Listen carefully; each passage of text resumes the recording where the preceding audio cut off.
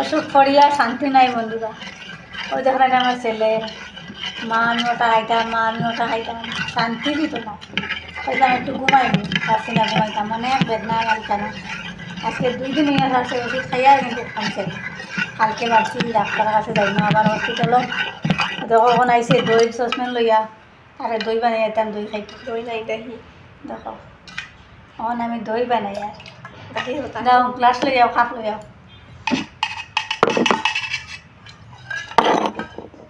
আগে কইলাম বর্দি দিব বানাইয়া, বর্দি বানাইয়া দিব। বর্দি লাইতে ভিতরে দিকে আমি দিব বর্দি বানাইয়া দিলেই তো না, মায়ে বানাইয়া দিতে লাগবো। খাবা